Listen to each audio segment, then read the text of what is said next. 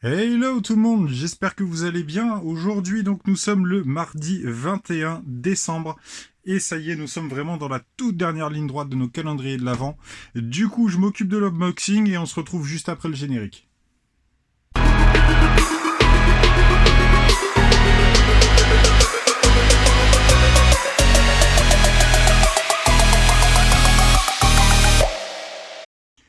Alors pour commencer, aujourd'hui, le calendrier de l'Avent Lego City, c'est compliqué, hein, c'est compliqué cette année. Franchement, il y a des choses que j'arrive pas à comprendre, il y a des choses que j'arrive pas à assimiler, sincèrement. Déjà en termes de design, en termes de pièces utilisées, je pense qu'il y a certaines choses qui pourraient être mieux faites. Mais bon, on est obligé de s'en contenter et puis ben voilà, on fait avec, hein, comme on dit.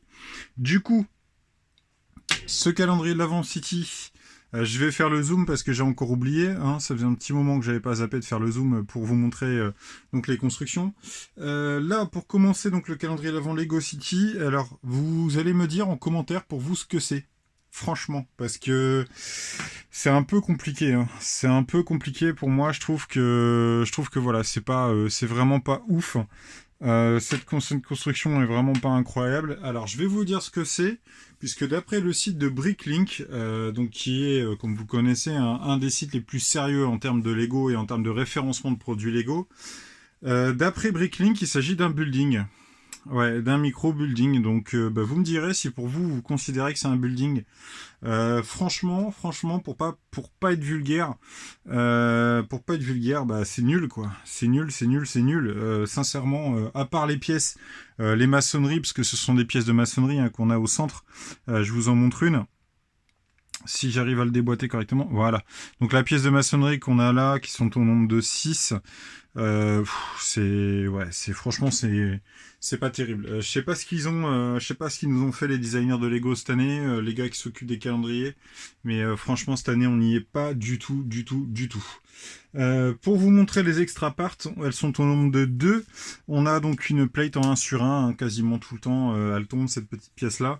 Donc une plate en 1 sur 1 en blanc ainsi qu'un quart de cercle en teal en rouge. Voilà, donc du coup, le calendrier de l'Avent City, sincèrement, c'est pas aujourd'hui qui va marquer des points, hein, je vous le dis. Ensuite, on passe sur la construction donc, du calendrier Star Wars. Là, je vais pas dire que c'est un peu plus intéressant, mais c'est toujours mieux que le calendrier City. Donc, il s'agit du Mandalorian Weapon Rack. Donc, c'est la station de rangement un petit peu des armes du Mandalorian. Bon, voilà. Ça se passe de commentaires. Hein. Ça se passe clairement de commentaires. Je vois pas l'utilité. Bon, c'est quand même sympa de récupérer 2 nouvelles armes pour mettre en stock, mais après, à part ça, les pièces, bon, voilà, c'est pas incroyable. Pour les extra parts, on en a 2.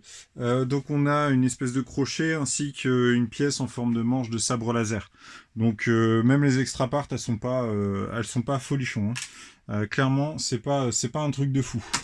Ensuite, et là, je pense qu'on va être dans des trucs un peu plus intéressants parce que même si la construction, voilà, c'est pas un truc non plus oufissime, mais par contre au niveau des pièces, c'est hyper intéressant.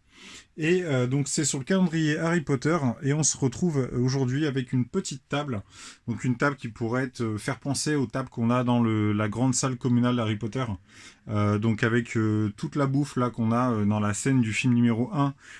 Je sais pas si vous vous souvenez où on voit la bouffe apparaître sur toutes les tables, enfin, c'est sublime. Et donc on a la construction de la table.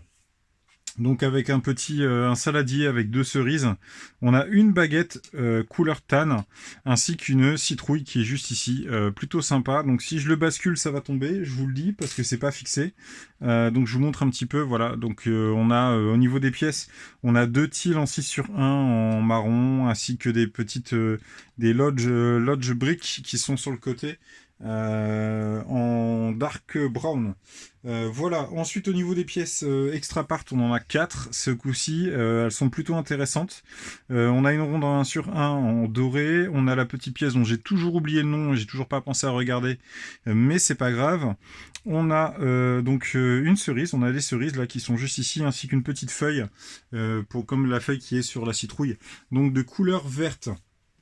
Voilà, donc franchement, oui, la construction plus sympa aujourd'hui au niveau du calendrier Harry Potter. C'est pour moi, je pense, le calendrier qui va être en tête. Hein, faut dire ce qui est. On fera le débrief justement de tous les calendriers de l'avant. Je vous ferai le débrief avec le système de points que je vous avais expliqué que j'avais mis en place. Donc j'ai hâte de vous parler de tout ça, de vous présenter un peu le contenu en intégralité, et puis de dézinguer ou d'encenser tel ou tel calendrier. Ensuite, pour terminer, et là pour moi c'est la meilleure construction du jour, puisqu'on va parler du calendrier de l'avant Avenger. Et oui, il faut noter que le calendrier de l'avant Avenger, des fois, peut faire le meilleur truc, peut faire le meilleur truc de la journée. Et il s'agit donc du Hall of Armor. Donc c'est le hall des armures de Tony Stark. C'est le fameux hall où on trouve toutes ces armures de rongées. Et cette petite construction est chouette. Franchement, elle est chouette. Alors, peut-être pas au niveau de l'innovation des techniques de montage, mais par contre, ce qui est franchement chouette, vachement sympa, ce sont les trois micro-figues. Alors, je vais essayer de faire le focus, ce qui se fait pas correctement. Ouais, je sais pas pourquoi j'ai mon téléphone en PLS aujourd'hui. Voilà, c'est mieux. Donc on a les trois petites mini-figurines, enfin micro-figurines en Dark Red qui sont juste ici et qui sont franchement appréciables. Aussi les lingots là qui sont au-dessus, les pièces de lingots en gris clair, ça m'intéresse aussi. C'est pour faire du pavage. C'est pas une pièce qu'on a fréquemment, donc c'est plutôt sympa. Et à noter, donc en extra part, on a une ronde transparente percée en bleu clair, ainsi qu'une micro-figue en plus, donc ce qui nous porte le total à 4 micro-figues. Franchement, ça c'est sympa. Donc je suis plutôt content pour ça. Voilà les copains. Bah écoutez, aujourd'hui, je m'attarde pas trop. Ça fait déjà 6 minutes que je vous parle. C'est déjà trop long. Je vous retrouve demain. Comme d'hab, prenez soin de vous. N'hésitez pas à liker, commenter, partager cette vidéo. Abonnez-vous si ce n'est pas déjà fait. Ciao.